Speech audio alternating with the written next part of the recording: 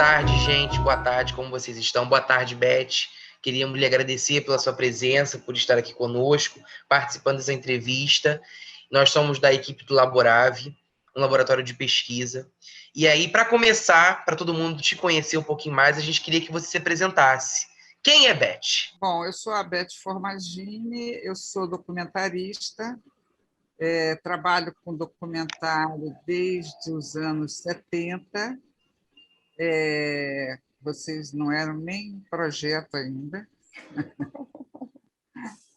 E estudei História na UF, tenho trabalhado como produtora audiovisual, principalmente em documentário, abrangendo a produção, a pesquisa, e também dirijo documentários que enfim, a gente vai tratar aqui mais desse aspecto da realização, né, de documentários.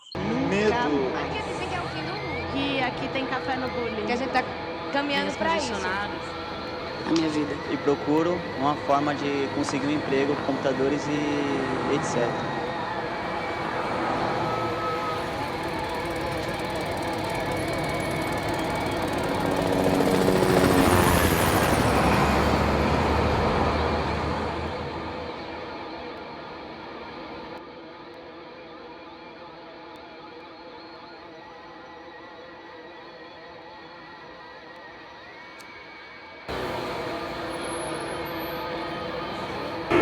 Uma vez eu vi aquele filme Paris, Texas, que tem um cara que vai andando, e ele só entra num lugar, põe gelo na cara para tirar o calor e vai andando.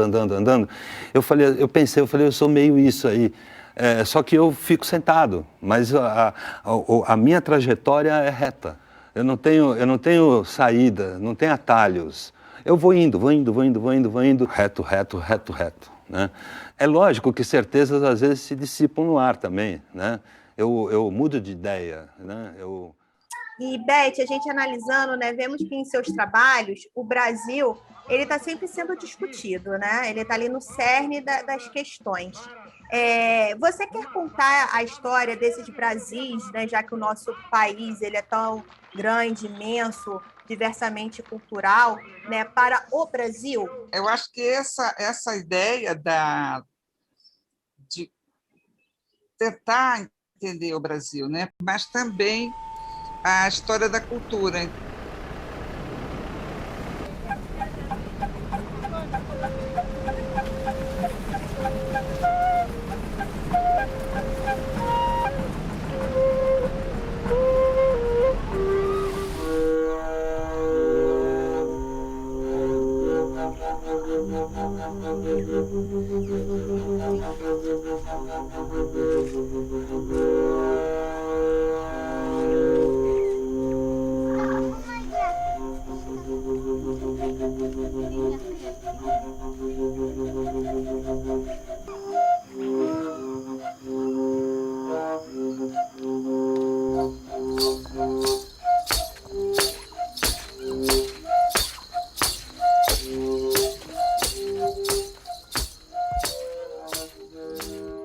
Falando sobre esse tema, né, que você trouxe aí na sua reflexão sobre política, aí falar um pouquinho sobre o documentário do Pastor Cláudio, né?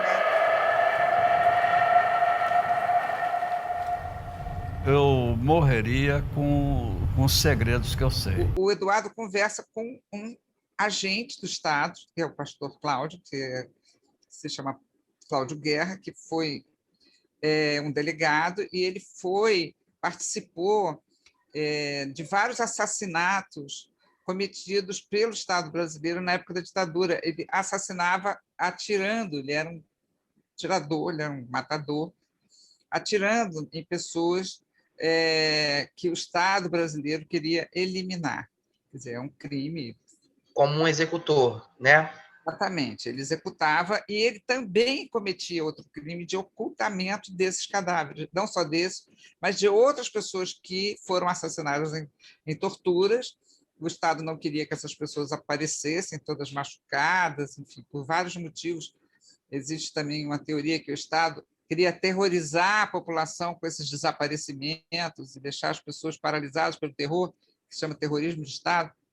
Então, o Cláudio participou também ocultando esses cadáveres. Então, essa coisa, os desaparecidos. Mas os desaparecidos, que são centenas de desaparecidos no Brasil, como que eles desapareceram? Então, o Cláudio Guerra ele incinerava essas pessoas numa usina de açúcar. Esse daqui foi incinerado em Campos? Sim. Por mim. Uma coisa que a gente, né, levantou aqui e queria te perguntar é o que levou à escolha, né, de um psicólogo para ser o entrevistador, em vez, por exemplo, de um jornalista, né, que está ali também nesse trato, né, de entrevistar o entrevistador, né? O senhor recebia esses corpos em sacos pretos e levava numa viatura até Campos. Até Campos. O documentário ele é resultado sempre de muita pesquisa, e nessa pesquisa eu assisti todos os depoimentos do Cláudio Guerra. E eu reparei, assistindo, que o Cláudio sempre falava as mesmas coisas. Ele nunca passava daquilo ali que ele estipulou para falar. E ele falava sempre de um mesmo jeito, parecia ensaiado. E eu queria quebrar esse discurso de alguma forma.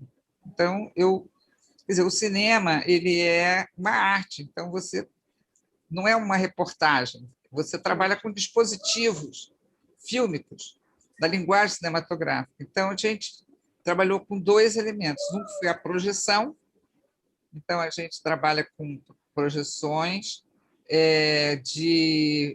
com pessoas que participaram dos crimes junto com ele, pessoas da equipe dele, e também de pessoas que sofreram essa violência. Então, essas projeções também tinham o mesmo objetivo, que era quebrar, um dos objetivos era quebrar esse discurso pronto. Nós gostaríamos justamente de saber como foi esse processo dessa técnica da realização dessas projeções. Como foi a montagem, o que fez levar exatamente essas pessoas específicas, que eram os que trabalharam com ele, o rosto das vítimas que fizeram parte do ocultamento e as torturas que ele realizou e tudo mais. Essas imagens foram fruto de uma pesquisa muito longa em arquivos, como o Arquivo Público do Estado do Rio de Janeiro, o Arquivo Público de São Paulo, enfim, relatórios da Comissão Nacional da Verdade. E a gente sempre tem uma infinidade de materiais. E o que é curioso é que a gente editou esse material antes de filmar. Geralmente você filma e depois você monta. No nosso caso, a gente filmou e montou, claro, a entrevista, mas as imagens que aparecem são imagens que a gente pré-montou. Então, a gente fez uma montagem. O Rogério Costa, que é o designer, né? A gente chama video designer, que é uma profissão muito interessante, que faz abertura, fechamento, né? Ele prepara essas pranchas que a gente vai projetar. Você vê que a prancha tem uma arte, né? Porque a gente está falando de sensibilizar não só o personagem que vai assistir, mas também sensibilizar o público, né? O cinema ele é alguma coisa que pretende criar um espaço, né, de reflexão em quem está assistindo. Então, é muito importante a linguagem do filme, né? Como que você vai criar, né, uma narrativa, mas também uma narrativa visual. E a gente tinha 30 e tantas pranchas, e era uma loucura, porque eu tinha que dirigir o filme, deixar tudo pronto, porque eu que projetava também as pranchas, e as pranchas tinham que ser projetadas na hora que o Edu faria a pergunta relativa àquela imagem. A gente tinha ensaiado, claro, a gente passou 2 dias ensaiando, e o Eduardo, então, ele perguntava e eu já jogava a imagem. Era uma coisa quase que telepática, um negócio impressionante. Essas coisas, de certa forma, elas buscavam criar um incômodo da cena, nesse jogo.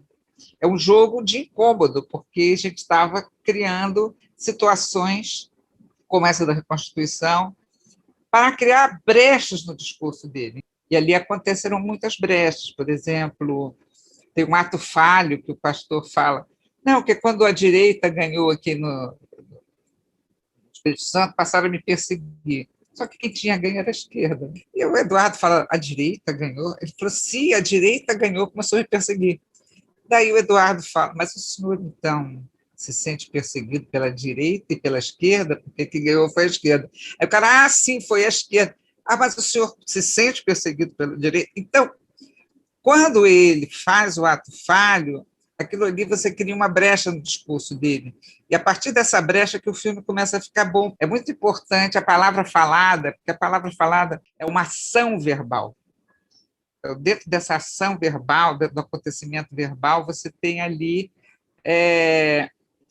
um discurso, né, que é revelado, que é criado, e que para a história do Brasil é muito importante, porque ninguém fala essas coisas.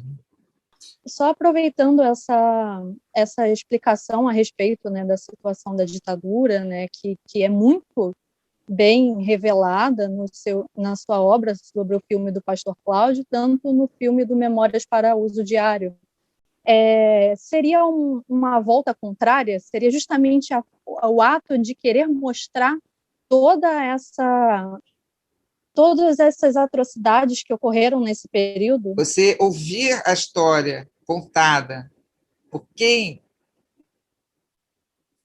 foi autor desses crimes tem uma importância muito grande, porque o que se tenta fazer para apagar a memória é dizer, não, essas coisas não aconteceram. E esse filme, O Pastor Cláudio, é muito difícil, né, de ouvir, né, ouvir as atrocidades que ele conta. Para mim também foi muito difícil fazer, mas eu achei que gerou muita discussão. A gente lançou o filme no Brasil inteiro, a gente fez dezenas de debates em universidades, cineclubes, cinemas e todo tipo de público, né, associações. O filme passa no Canal Brasil, o filme está no streaming, em várias plataformas. Eu acho que é importante porque é uma discussão que ainda não foi feita, né, totalmente. E é triste saber que ainda existem pessoas desavisadas que querem que volte a ditadura, né? Esse que é o mais triste. Agora, para a gente aqui, pelo menos já era um pouco, depois de você falar, ficou mais, já era muito notório a potencialidade de todas essas entrevistas e toda essa produção que você criou. Mas agora a gente quer ir um pouquinho nos bastidores, né? Você já falou um pouquinho pra gente, mas a gente quer saber quais eram as grandes dificuldades das filmagens. A dificuldade ou de estudar os temas, de buscar, a dificuldade de não achar os embasamentos que eram necessários, até as dificuldades na filmagem. Como que foi isso aí para você e o que você pode contar um pouquinho pra gente? Eu sou descendente italiano, então, para mim, tem uma frase do Pizzaiolo: a massa está enxuta quando o corpo está molhado. Eu trabalho muito, amasso muito, até a massa ficar enxuta e eu encontrar o filme. Aí eu achei o filme. Então, quando você acha o filme, outra dificuldade é você achar o dinheiro para fazer o filme. Né? Mas isso aí eu não vou entrar nessa seara, que a gente passaria mais 3 horas conversando. Depois você tem que achar, né, uma equipe certa para fazer esse filme. Se vocês observarem, o Angeli 24 Horas, que é um filme que eu queria que vocês vissem, ele trabalha também com projeção. Então, eu chamei o mesmo fotógrafo que fez o Angeli, que a gente já tinha tido um maior trabalho para encontrar aquele formato de projeção, porque a parte técnica também é importante, né? O filme ele foi feito com uma câmera que pegava o pastor, uma parte do corpo dele e uma parte da projeção, uma câmera mais para trás que pegava o corpo todo dele e a projeção toda, depois uma câmera que pegava o close dele, outro que pegava o close do Eduardo, e aí só aí são 4 câmeras, né? E aí você cria, né, na verdade, um desenho, né, que é o que vai ser visto no final ali, né? Tem todo o trabalho anterior de compra daquelas imagens, porque a imagem também tem que ser licenciada, ela tem dono, preparação daquelas pranchas. O trabalho, o cinema, ele é uma coisa muito difícil de fazer, assim, se você quer realmente criar uma obra, né? Não é apenas sabe, fazer um filminho. Eu não faço filminho, eu não acho que vale a pena fazer filminho, porque é uma coisa que não vai servir muito, porque não vai atingir ninguém. Se você faz uma obra, você vai atingir as pessoas. Vamos dar início agora à última pergunta. E aí, mediante a todo o quadro político que a gente viveu e toda essa aula que você deu para a gente, né, todo esse panorama de todo o filme, de todos os medos, preocupações, ônus e bônus, daqui para frente, o que você retrataria filmando? O que você gostaria de ressaltar aos olhos de Beth Formadini? Eu estou fazendo agora uma série chamada Memória da Mídia. E a ideia é tentar, com essa série, essa primeira temporada, né? Mas é tentar, através dessa série, entender o poder da mídia, né, na elaboração, né, desse imaginário, né, da população.